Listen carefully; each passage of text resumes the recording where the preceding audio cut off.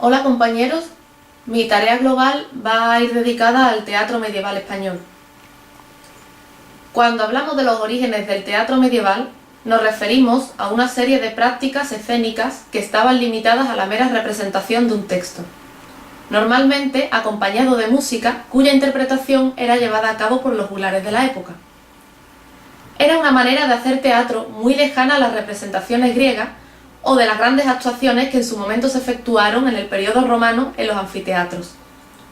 Además, nada tenían que ver con la idea que hoy tenemos del género dramático, ya que únicamente se trataba de representaciones cortas y poco gestuales, que en un principio se comenzaron a desarrollar dentro de las iglesias, especialmente en Navidad y Semana Santa.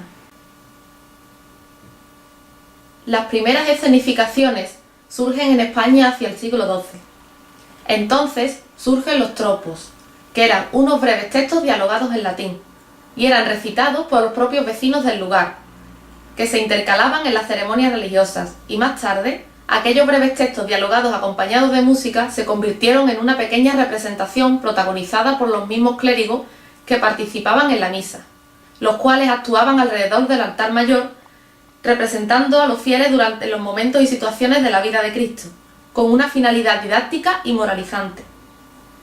Dentro de las más importantes, cabe destacar el Ordo Stellae, donde se representaba la vida de los Reyes Magos hacia Belén. Dentro de este tipo de ramas religiosos, una obra importantísima es la llamada El Auto de los Reyes Magos.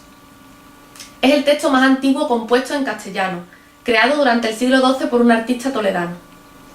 Era una obra que se solía representar en la Catedral de Toledo, cuyos protagonistas, Gaspar, Baltasar y Melchor, siguen el camino de la estrella que les conduce hacia Belén. Más tarde, a partir de esos tropos, se irían desarrollando en el siglo XIII otras formas de representaciones dramáticas de extensión mayor y de temática más variada.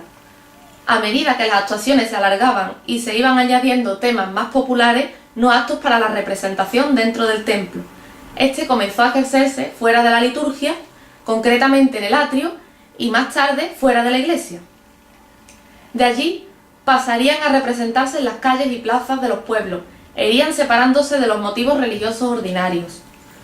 Aunque tampoco dejaron de escenificarse obras dentro de la misa, en las fiestas religiosas, por supuesto. En ambos casos, el teatro cobró tanta importancia que se habilitaron espacios con escenarios destinados especialmente a la representación. Entre estos dramas de tipo religioso podemos encontrar los que a continuación citamos. Por un lado tenemos los misterios. Por otro, el pasacalle durante la fiesta del Corpus Christi. Los autos y el auto sacramental. Por otro lado, y a finales de la Edad Media, se desarrolló en torno a la corte un modelo de espectáculo que pretendía entretener a las clases más altas. Este era llamado el teatro cortesano. Este tipo de representaciones eran llamadas momos. Se llevaban a cabo después de las fiestas que se producían en palacio, ya fuesen coronaciones o torneos, y en ellas participaba toda la corte. En los momos se recitaban poemas acompañados por música. Los invitados se disfrazaban en un ambiente lleno de máscaras danzantes, donde el baile final era la guinda de la fiesta, y estaba protagonizado en la mayoría de las veces por el ganador del torneo y la hija del rey. Por último, hablaremos de la transición que sufrió el teatro español, ya que a finales del siglo XV el teatro en España comienza a adentrarse en la época renacentista y abandona el panorama en la Edad Media. Una de las obras más importantes por sus influencias humanísticas procedentes de Italia fue La Celestina, del autor Fernando de Rojas. Se trata de un género novedoso llamado tragicomedia que se puso muy de moda entre la naciente sociedad burguesa.